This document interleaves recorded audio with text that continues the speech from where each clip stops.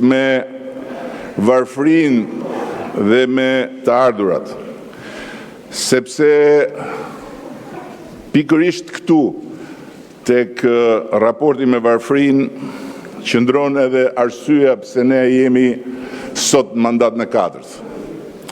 Dhe dua ta nis duke cituar Eurostatin, Institutin Evropian të Statistikave.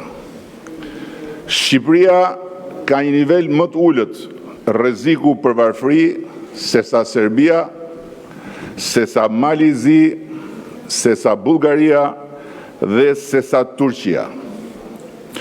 Dhe Shqipëria është më pranë mesatares së Bashkimit Evropian në këtë aspekt. Këtë e thot Eurostati, nuk e them unë. Po vazhdoj me një tjetër burim serioz që përsëri nuk është burim qeveritar, lidhur me ndryshimin e peshës së ushqimit në buxhetin e familjeve shqiptare, i cili ishte afro 50% si peshë në buxhetin familjar kur ne morëm detyrën, dhe sot është nën 40%.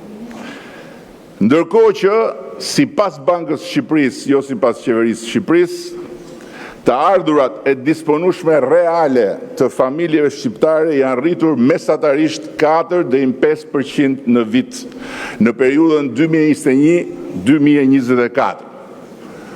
Dhe po e mbyll me Fondin Monetar Ndërkombëtar, i cili jo më larg se pak ditë më parë tha Shqipëria është ndër ekonomitë me rritjen më të shpejtë në Europë. Me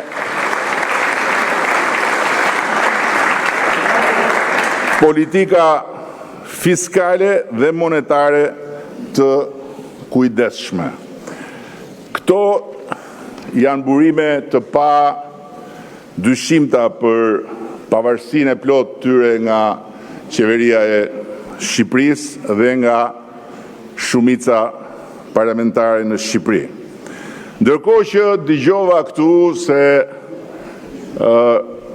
në Shqipëri pas ka një taks korrupsioni, dhe dëgjova edhe që me 450 milion euro të inceneratorëve mund të bëhej një rritje agresive e pensioneve.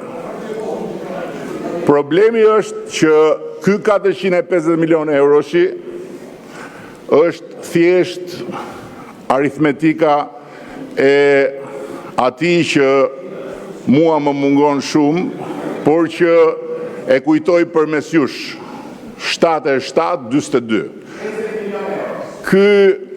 Ky konstatim nuk figuron asgjë kundi në asnjë nga fashikujt e një çështje të hetuar thellësisht prej shumë vitesh, ku jo 450, po as 45 nuk duken asgjë kundi.